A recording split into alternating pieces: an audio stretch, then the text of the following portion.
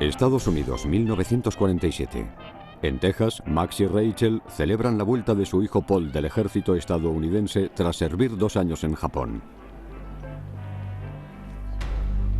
Tiene buenos recuerdos de esa época. Los niños nacieron poco después de que el ejército estadounidense ayudara a reconstruir el país después de lanzar una bomba atómica.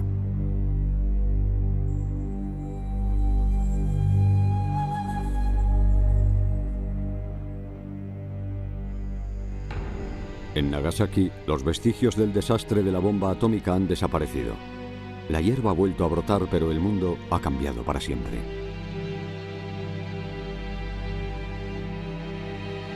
Los científicos han diseñado un reloj imaginario, el reloj del juicio final, que calcula los riesgos de la inminente guerra nuclear. Si llega a medianoche, será el fin del mundo. En los próximos 50 años, Rusia, conocida como la Unión Soviética, se enfrentará a Occidente, liderada por los Estados Unidos. Esta es la Guerra Fría entre Oriente y Occidente. La guerra de los mundos. Apocalipsis, la Guerra Fría.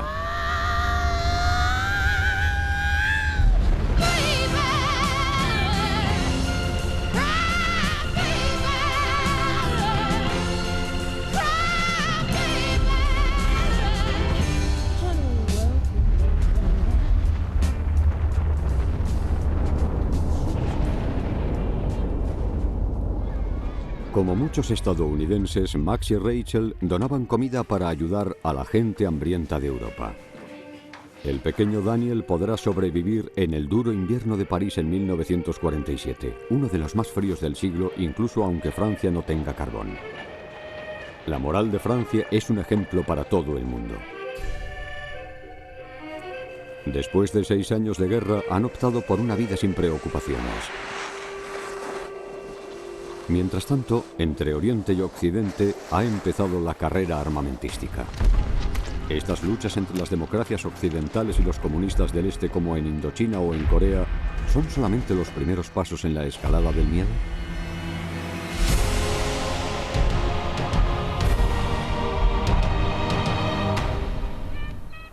Texas, primavera de 1947. Max y Rachel se han mudado a Fort Bliss, una pequeña ciudad cerca de una base militar, donde han contratado al ingeniero Max para fabricar cohetes alemanes incautados al final de la guerra. Algún día estos misiles podrían lanzar bombas atómicas. Max trabaja con un grupo de alemanes, y eso le molesta. Los horrores que han descubierto últimamente de los campos nazis y el Holocausto le han conmocionado, como al resto del país. Muchos científicos y técnicos alemanes fueron capturados por los soviéticos, los franceses y los estadounidenses. Ahora, 1.500 se han instalado en los Estados Unidos. Entre ellos hay un joven prodigio de 35 años, Wernher von Braun. Él fabricó el cohete V2 para Hitler, el misil que aterrorizó a los londinenses al final de la guerra. Von Braun perfeccionó estas unidades V2 alemanas recuperadas por los estadounidenses. Durante 30 años los rediseñó para conquistar el espacio.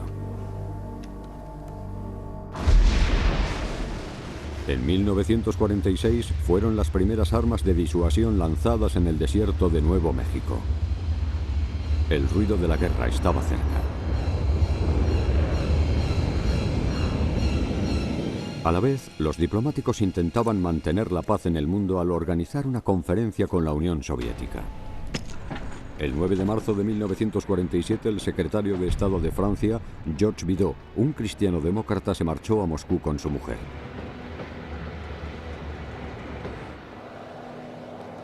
En esta conferencia, los ministros de Asuntos Exteriores de las 4 grandes potencias que derrotaron a Hitler intentan ponerse de acuerdo sobre el destino de la Alemania ocupada. Pero el contexto ha cambiado. El ministro francés Bidault quiere Sarre, una región industrial en Alemania que ya había reclamado de Gaulle. Desde Gran Bretaña, Bevin, un izquierdista y anticomunista partidario de la Unión, está de acuerdo con la posición de Estados Unidos defendida por el general Marshall, cuya mayor preocupación es la seguridad de los Estados Unidos. El ministro soviético de Asuntos Exteriores, el señor Molotov, que llegó a Occidente, ha sido relegado por Stalin. Los antiguos aliados no se ponen de acuerdo en nada. Alemania seguirá partida en dos. Una recepción final a la que Stalin no acude pone fin a la tregua entre Oriente y Occidente. Después de las sonrisas, llegan las despedidas. El presidente de Estados Unidos, Harry Truman, expone su doctrina en el Congreso, una política de contención. Cualquier acto de agresión de Stalin tendrá represalias. Y lo más importante, ayudará a Europa a recuperarse de la pobreza, un ambiente propicio para el comunismo. El secretario de Estado estadounidense, George Marshall, propone a Truman un plan con su nombre para reconstruir Europa. El Plan Marshall. Dice: la gente de estos países necesita alimentarse y subsistir al invierno.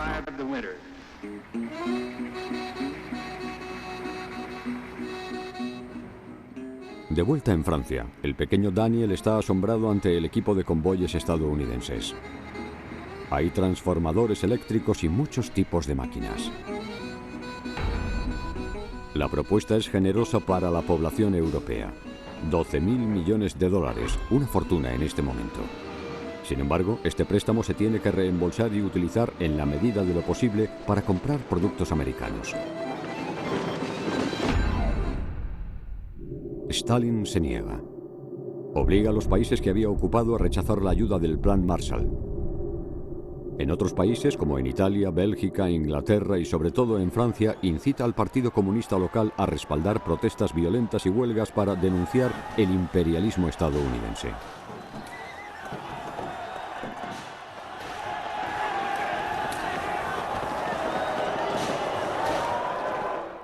Sin embargo, el embajador de Francia en Estados Unidos acepta los cheques de Washington. Mr. Ambassador, it gives me great pleasure to be able to hand you these checks, which total $31,400,000. With these checks, and those which we gave you last week, the total now is $33 million. Even this amount represents only the initial portion, which eventually will be made available under the United States Foreign Aid Program. Francia necesita dinero para financiar su guerra en Indochina, que ya ha durado 3 años.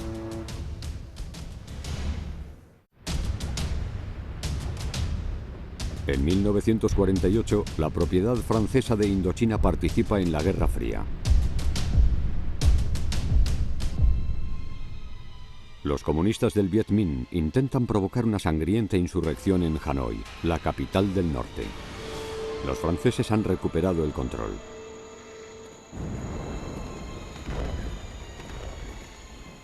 Esta es una guerra cara. 500 millones de francos franceses al día. Y sobre todo, casi 100.000 muertos en ambos bandos.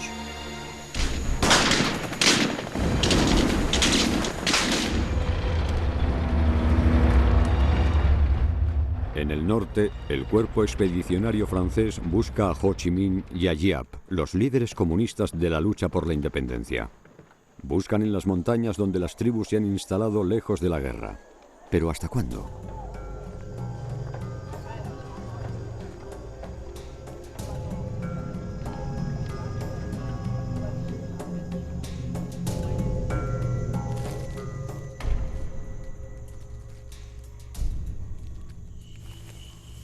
Un comando francés casi captura a Ho Chi Minh, pero lo pierde enseguida. Desaparece en la impenetrable selva.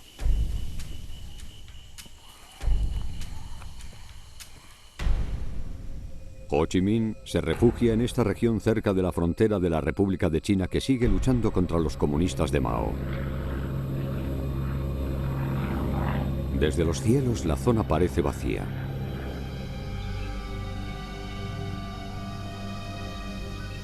Pero en este refugio, Ho Chi Minh crea un primer gobierno. Sus ministerios de bambú se pueden desmontar fácilmente.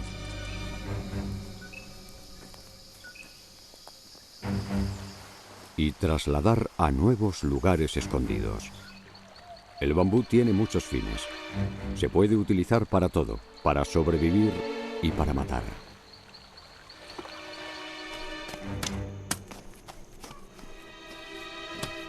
Colocan sus puntas afiladas en los claros para atravesar a los paracaidistas.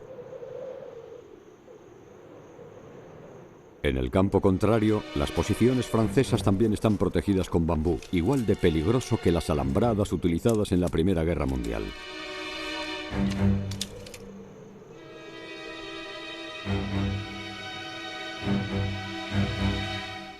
Desde sus talleres en la selva, Ho Chi Minh quiere proyectar la imagen de una población que fabrica con sus propias manos las armas que la liberarán.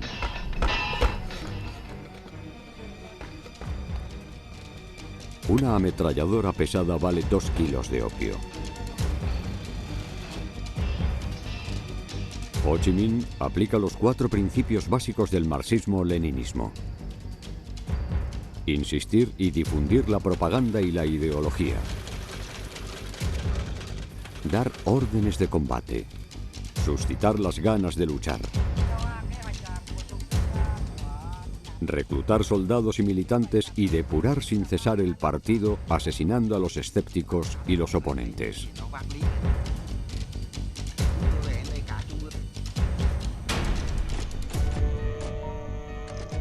Ho Chi Minh muestra su verdadera cara después de haber pasado años en la Unión Soviética. No habrá más negociaciones. Se prepara para una guerra larga. Declara: será una lucha entre el tigre y el elefante. Durante el día el tigre yace en la selva. Solo sale por la noche. Se abalanza sobre el elefante y le arranca grandes trozos de carne del lomo. Luego vuelve a las profundidades de la selva. Poco a poco, el elefante se desangra hasta morir. Así será la guerra de Indochina.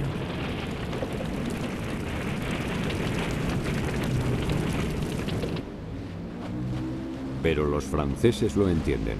Un lugarteniente de 21 años, Bernard Moinet, escribe: debemos adaptarnos a este tipo de combate. Tenemos que dejar de ser presas y convertirnos en cazadores.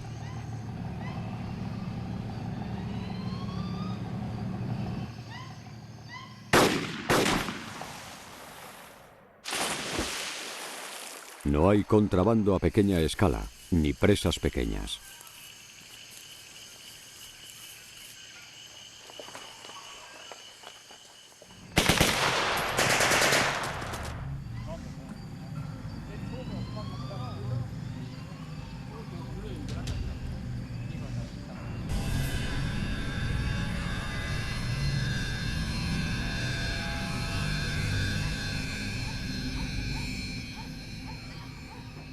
Para tranquilizar y controlar a los campesinos, los franceses construyen pequeñas fortalezas controladas por pequeñas tropas prescindibles que beben cerveza caliente y cocinan buena comida antes de tender una emboscada.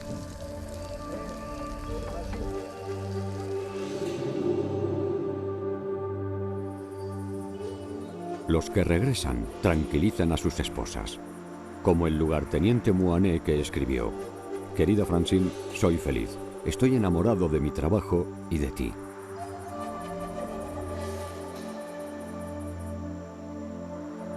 Mientras tanto esperan a que el Viet Minh ataque. Y acaban masacrados porque siempre ganan los fuertes. Esto es lo que pasará durante la guerra que acaba de empezar.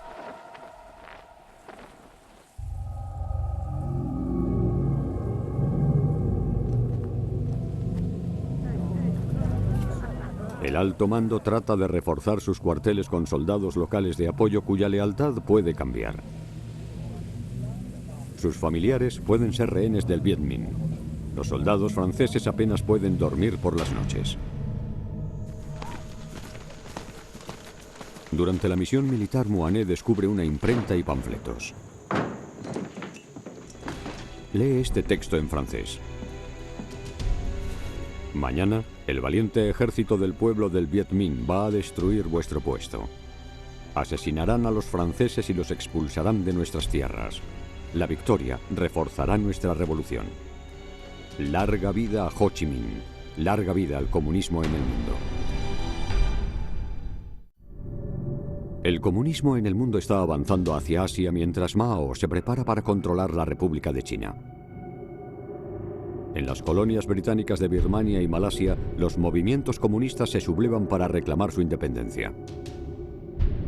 Las Indias Orientales neerlandesas se convierten en Indonesia. En Europa, los comunistas intentan quitarle el poder a la monarquía griega, respaldada por los británicos y los estadounidenses. Pero Occidente no hace nada para impedir el golpe en Praga en febrero de 1948, cuando los comunistas toman el poder en Checoslovaquia. Stalin está un poco más cerca de que Berlín se ponga de su lado. Dice, toda Alemania tiene que ser nuestra, la soviética y la comunista.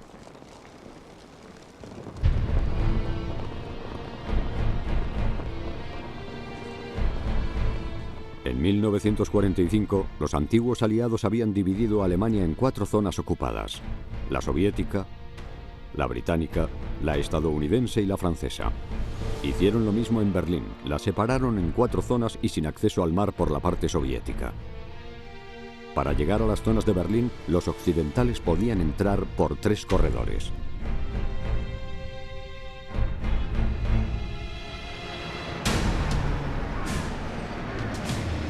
Los occidentales y los berlineses se sorprenden al descubrir que Stalin ha ordenado cerrar los corredores. También ha prohibido el tráfico ferroviario y fluvial. Incluso las centrales eléctricas de la zona soviética dejan de suministrar energía a Occidente. Berlín está aislada del mundo. Sus 2 millones de habitantes son prisioneros de la Guerra Fría. El reloj del juicio final está a 5 minutos de la medianoche. La amenaza de la guerra nuclear se aproxima, porque Stalin ha hecho una apuesta arriesgada. ¿Qué harán los aliados? ¿Qué hará Truman? Los estadounidenses tienen bombas atómicas preparadas para hacer un bombardeo estratégico con el B-36, uno de los aviones más grandes que se ha diseñado nunca. Pesa 150.000 kilos, con 6 motores de 22.000 kilovoltios y un rango de vuelo de 12.000 kilómetros, más que suficiente para llegar a Moscú. Era el arma más poderosa. Sin embargo, Truman se mantiene prudente. En sus memorias escribe: tuvimos que demostrar nuestra valía sin comenzar la guerra. Teníamos que quedarnos en Berlín.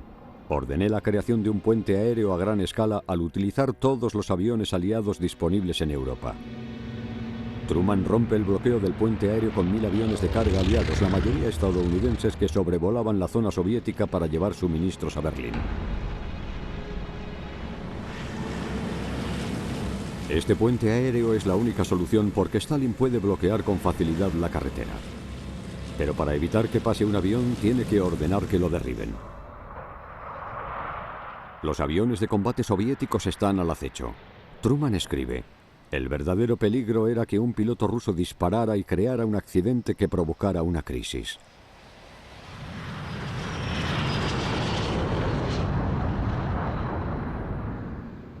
¿Detendrán al transporte aéreo? El 9 de septiembre de 1948, los habitantes de la zona occidental de Berlín se reúnen frente al Reichstag, el antiguo parlamento alemán. Es el recuerdo de un pasado reciente y trágico. 300.000 berlineses han venido a apoyar al alcalde Ernst Reuter, una gran figura muy conocida en la lucha contra el nazismo, que pide ayuda. Pueblos del mundo, pueblos de Estados Unidos, de Inglaterra, de Francia, de Italia, no podéis desistir. No lo hagáis.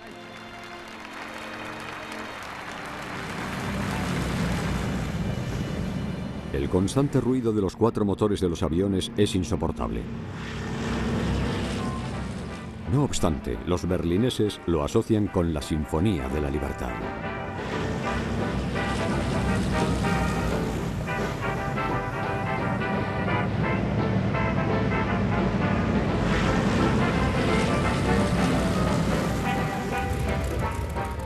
Durante el invierno de 1948-49, los aviones transportan casi 1 millón de kilos de carbón. Los aviones se encuentran al límite de su capacidad y los pilotos están agotados. Algunos pilotos estadounidenses y británicos mueren en accidentes. Los soviéticos concentran sus divisiones blindadas en Berlín.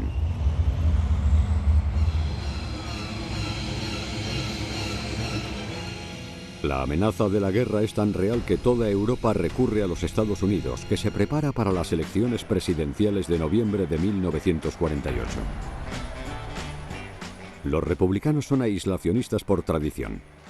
Sin embargo, el lema de los demócratas es Truman, la esperanza del mundo.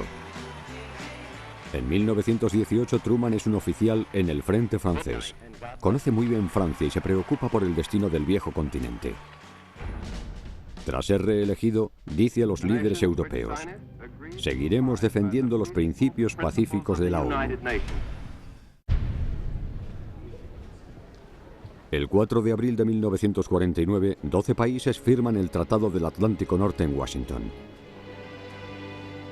Francia, Luxemburgo, Bélgica, Países Bajos, Gran Bretaña, Dinamarca, Noruega, Italia, Portugal, Islandia, Canadá y los Estados Unidos se comprometen con el artículo 5 que dice: las partes acuerdan que un ataque armado contra cualquier país miembro será considerado como un ataque contra todos ellos. El filósofo Raymond Aron escribe: sin dudar, los europeos occidentales habían elegido al protector estadounidense en lugar de al imperio soviético. Esto provoca inmediatamente protestas de los comunistas por toda Europa y sobre todo en Francia, que se convierte en la sede del cuartel general de la OTAN, la organización del Tratado del Atlántico Norte, y de sus conocidos comandantes como el general Eisenhower, el libertador de Francia.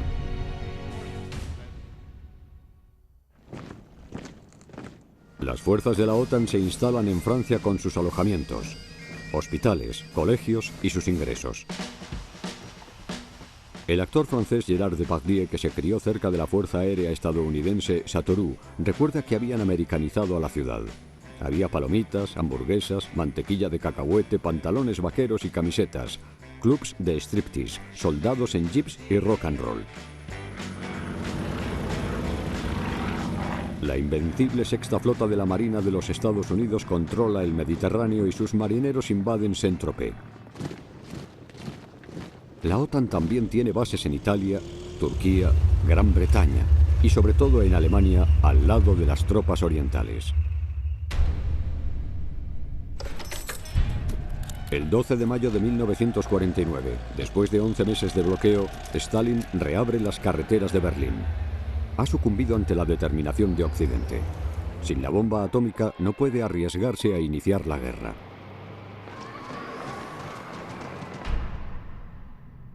El 29 de agosto de 1949 es una fecha clave en la Guerra Fría.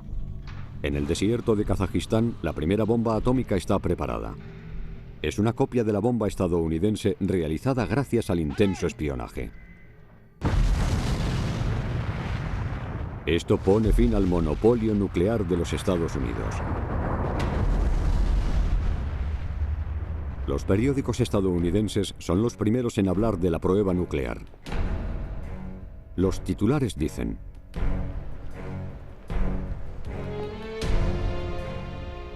los rojos detonan una bomba atómica. Stalin quiere mantener a la gente al margen porque todavía quiere dar la impresión de que lucha por la paz.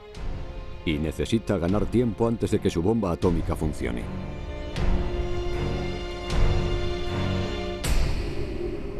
El comunismo sigue extendiéndose a lo largo de 1/3 del planeta. Y China se une a sus filas.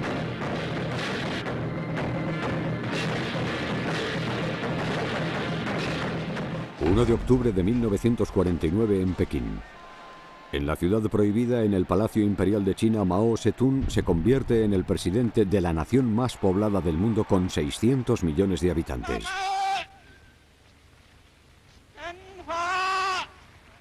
Mao establece la República Popular China.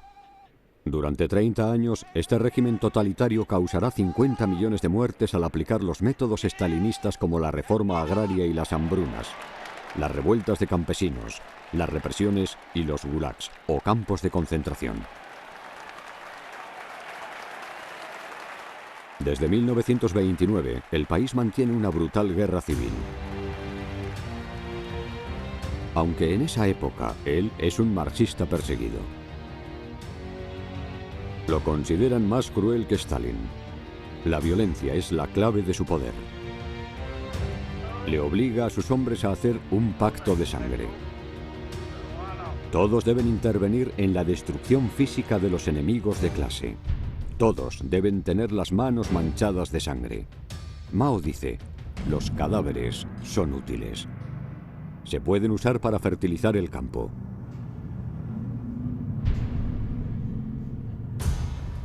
Mao termina su conquista empujando de nuevo a las últimas tropas anticomunistas a la frontera de la Indochina francesa.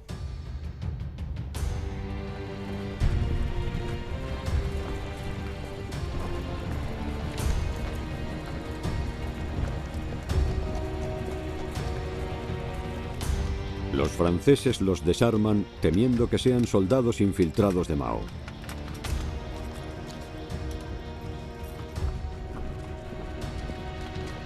El comandante Oriol escribe: muchas mujeres están embarazadas.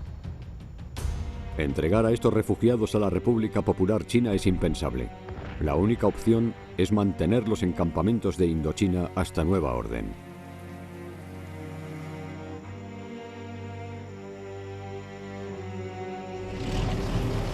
Los franceses también están preocupados. La llegada de estos 30.000 refugiados plantea la pregunta de si el ejército de Mao los está persiguiendo.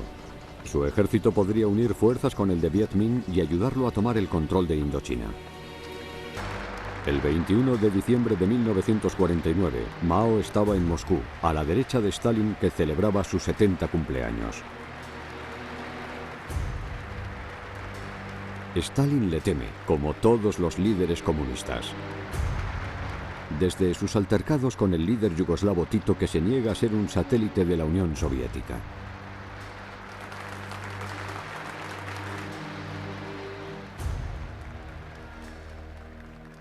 Pero Mao necesita la ayuda soviética en la industria y en el ejército. Ha celebrado religiosamente el cumpleaños de Stalin en China, como en todos los países comunistas.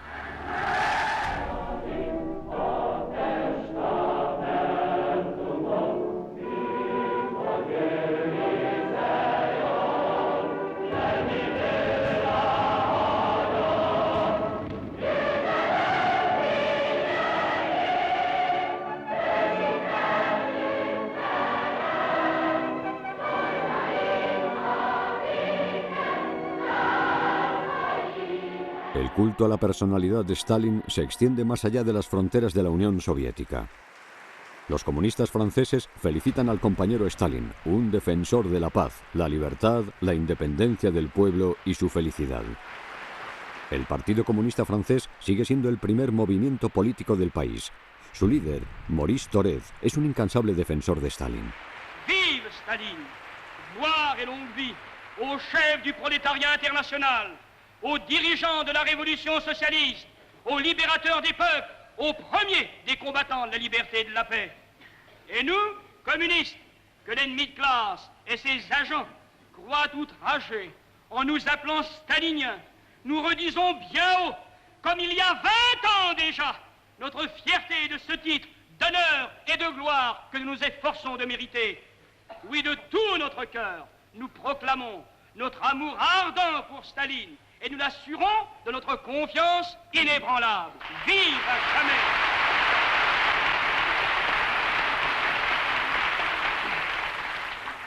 Vive à jamais notre cher et grand Staline! Vive le communisme! Thorez había desertado cuando tenía 39 años y estuvo 5 años en la guerra en la Unión Soviética. Sabe todo de Stalin y de los gulags.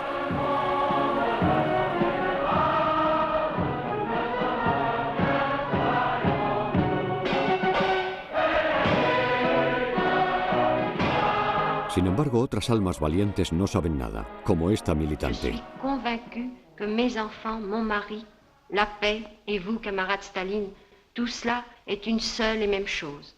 Non, jamais, jamais, les femmes de France ne donneront leurs maris et leurs enfants pour faire une guerre contre le pays de Staline.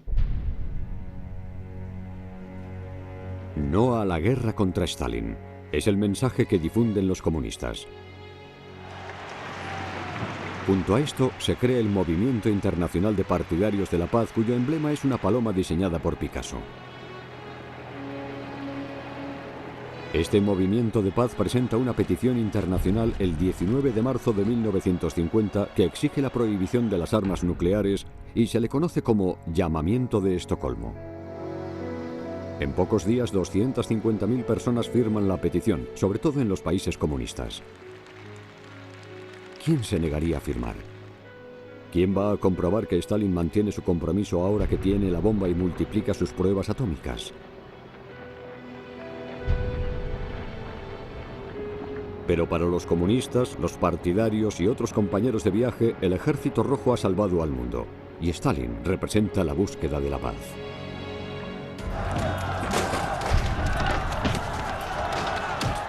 En los Estados Unidos, el senador republicano Joseph McCarthy ordena la búsqueda de simpatizantes comunistas en el gobierno y en la industria cinematográfica. El FBI consigue cerrar la enorme red soviética de espionaje a la que pertenecen Julius y Ethel Rosenberg. Y mandan a la pareja a la silla eléctrica.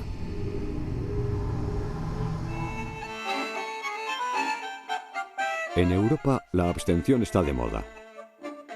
Los buenos tiempos del partido son lo primero.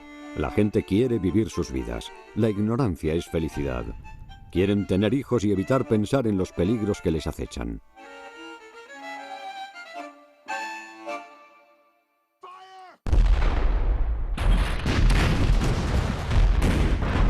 El 25 de junio de 1950 estalla la guerra en Corea. Por primera vez, Oriente y Occidente se enfrentan directamente. En la guerra coreana mueren 2 millones de civiles y soldados.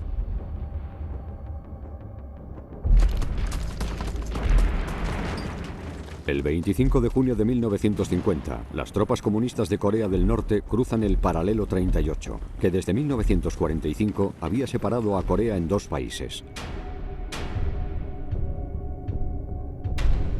En el norte, la conquista soviética ha inaugurado la República Popular de Corea, gobernada de facto por el general Stikov, que ocupa el país desde 1945. Stikov pone al mando a un comunista coreano entrenado por la Unión Soviética, un chico de 38 años llamado Kim Il-sung. Establece el servicio militar obligatorio de 6 años. El país está preparado para la guerra.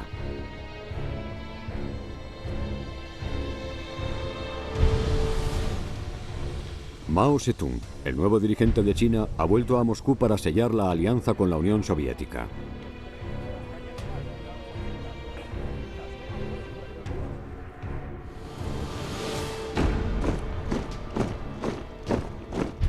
Stikov convence a Stalin de que por miedo a un conflicto internacional permitiera que Kim Il-sung invadiera Corea del Sur.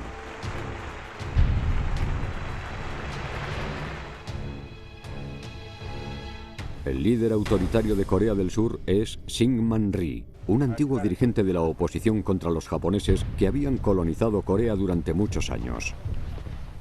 Estados Unidos lo respalda, pero no le da recursos para defenderse. El ejército surcoreano pide una movilización de emergencia de las tropas para defender Seúl. Los del norte le superaban en número y apenas estaban armados, sin tanques blindados. El comandante Paik San-yuk y su unidad son los encargados de defender Seúl. Escribe: nuestros soldados nunca han visto un tanque. Al oír la palabra tanque se quedan en shock.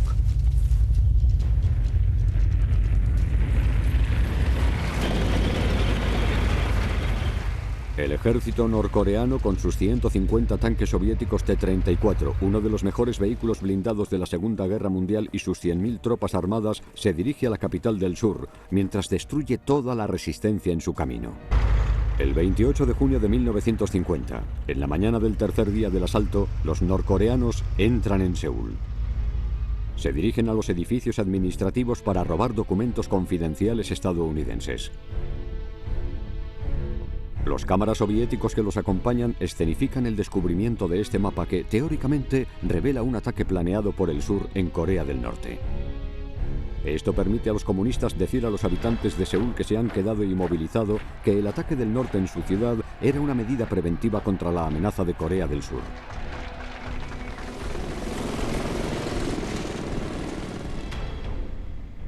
En junio de 1950, en las Naciones Unidas en Nueva York, el Consejo de Seguridad convoca una reunión urgente. El delegado soviético ha estado ausente durante meses en la protesta por la negativa de Estados Unidos a reconocer a la China comunista. El Consejo puede votar una solución en la que pide a Estados Unidos que emprenda acciones militares con las fuerzas que aún siguen en Japón. Estos jóvenes soldados no tienen ni idea del infierno que les espera.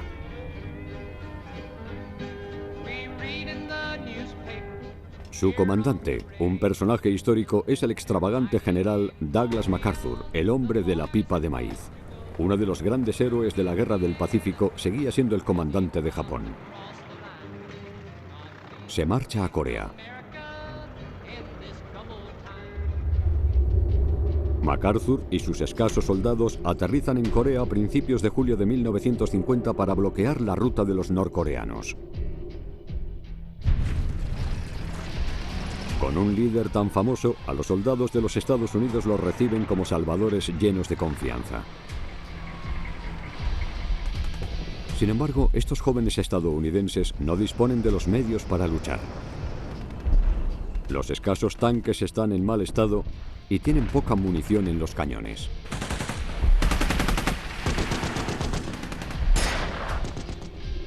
Las tropas de Estados Unidos y Corea del Sur retroceden hacia el sur, a Busan, el último puerto libre. Todo el ejército norcoreano se moviliza para ir a Busan. Lo que está en juego es importante. Ganarán la guerra si logran devolver a los estadounidenses al mar. Los estadounidenses y los surcoreanos, sobrepasados por un enemigo superior en número y armas, crean un perímetro de defensa.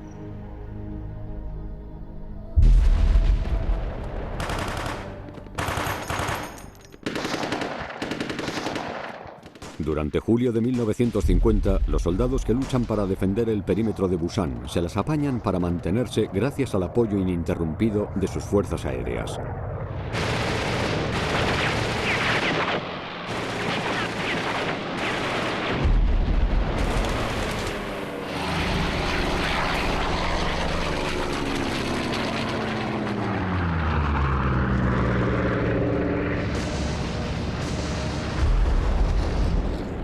Los B-29, las fortalezas de la Fuerza Aérea estadounidense, tienen permiso para atacar más allá del paralelo 38 y destruir las fábricas de armas de Corea del Norte.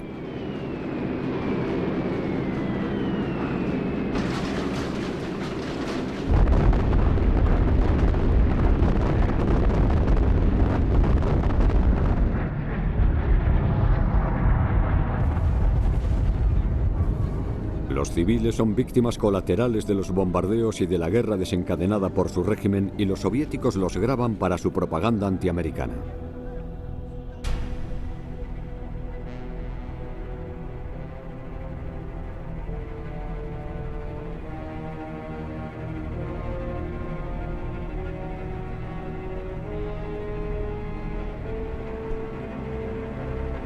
No disparan a las fábricas de armas porque la mayoría son subterráneas. Con turnos de trabajo interminables frente a la maquinaria soviética, bajo los retratos de Stalin y Kim Il-sung, estas pobres mujeres fabrican millones de municiones hasta desmayarse del cansancio.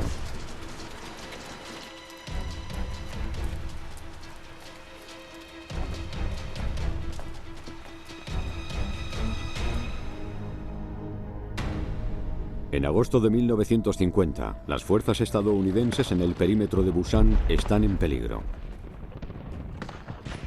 Han perdido a muchos hombres. Han muerto casi 4.000 y les han capturado a 2.000 ante las cámaras de los soviéticos. El 14 de agosto, en la colina 303, capturan a 45 soldados estadounidenses del 5º Regimiento de Caballería y los llevan a un barranco donde los matan a quemarropa. Uno de ellos, al final de la jornada, ha sobrevivido milagrosamente y lo descubren bajo los cadáveres.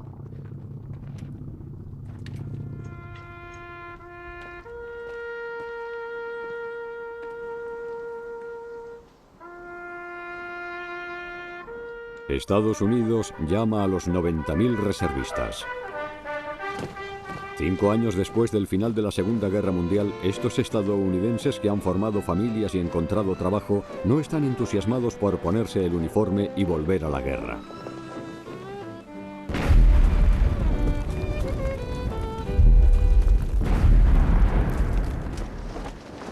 En nombre de las Naciones Unidas, miles de hombres atracan en el puerto de Busan.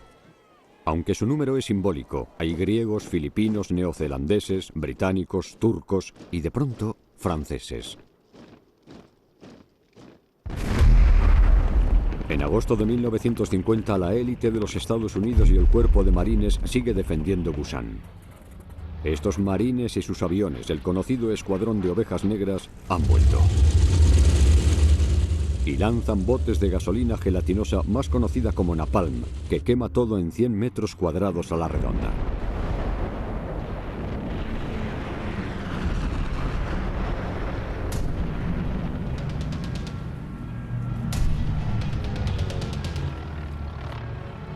Los supervivientes norcoreanos están conmocionados.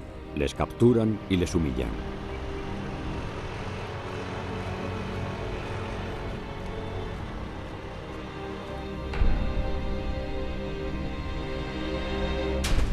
Pero la presión está ahí. ¿Resistirán los estadounidenses? ¿Qué hará el general MacArthur ahora que dirige las fuerzas de la ONU?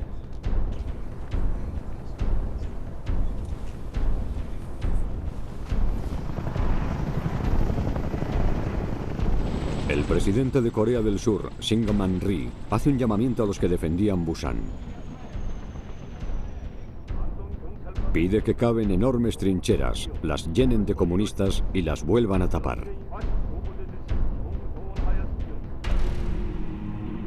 Fiel a su palabra, ejecuta a 100.000 sospechosos.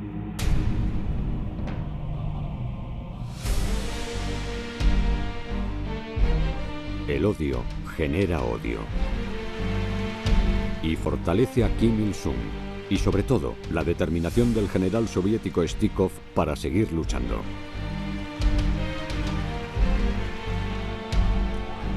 Nada puede interrumpir la oleada de protestas mundiales orquestada por Stalin para denunciar el ataque estadounidense a Corea. ¿Seguirá aumentando el miedo? ¿Participará China en Corea o en Indochina? Napoleón dijo una vez: cuando China despierte, el mundo temblará.